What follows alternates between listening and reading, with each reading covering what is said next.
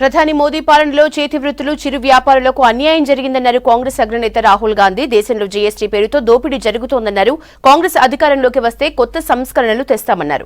Electoral బాండ్ల పేరుతో భారీ స్కామ్ జరిగిందన్నారు కాంగ్రెస్ నేతలు. ప్రజలు ఓటు హక్కుతో అవినీతి పాలనకు ముగింపు పలకాలన్నారు. రాజ్యాంగ రక్షణకు ఈ ఎన్నికలు మంచి అవకాశమన్నారు కాంగ్రెస్ నేతలు. ప్రజాస్వామ్యాన్ని రక్షించేందుకు ఈ ఎన్నికలు మంచి అవకాశమన్నారు కాంగ్రెస్ అగ్రనేత రాహుల్ గాంధీ. ఇండియా కూటమి రాజ్యాంగాన్ని రక్షించడానికి పోరాడుతుంటే మోదీ గ్యాంగ్ మాత్రం ప్రజాస్వామ్యాన్ని ధ్వంసం చేసే ఆలోచనలో ఉందన్నారు. బీహార్, ఉత్తరప్రదేశ్లో ఎన్నికల ప్రచారంలో పాల్గొన్నారు రాహుల్. 10 ఏళ్ల మోదీ పాలనలో పేదల పరిస్థితి దిగజారిందన్నారు.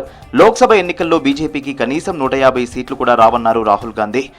पहली नौकरी का अधिकार हमारी अगली सरकार देने जा रही है।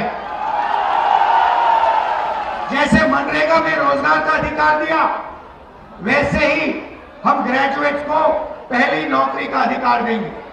उन सबको 1 साल के लिए अप्रेंटिसशिप मिलेगी।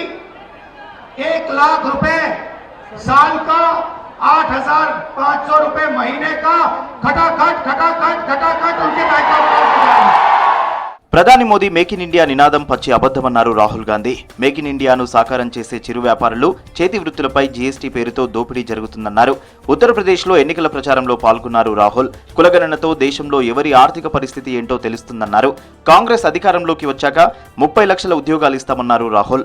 नरेंद्र मोदी जी ने 15-20 अरबपतियों का दबाकर काम किया है।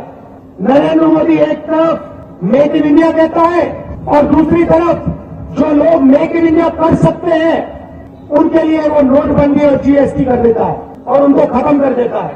इंडिया गठबंधन जितना पैसा उन्होंने अरबपतियों को दिया है उतना पैसा हम हिंदुस्तान के गरीबों को देने जा रहे हैं।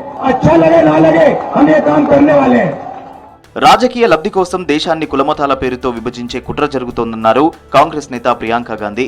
దేశానికి ఆత్మ లాంటి రాజ్యాంగాన్ని రక్షించడానికి బీజేపీని ఓడించాలన్నారు. ఓటుతోనే నియంతృత్వ పాలన నుంచి విముక్తి కలుగుతుందని చెప్పారు. ఎలక్టోరల్ బాండ్ల పేరుతో మోదీ సర్కార్ భారీ అవినీతికి పాల్పడిందన్నారు.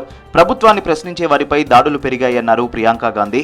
Every agency of the government is utilized to extort money and to harass and bully those who are against the government.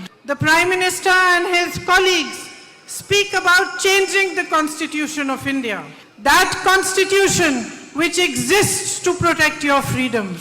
They want to weaken your participation in our democracy.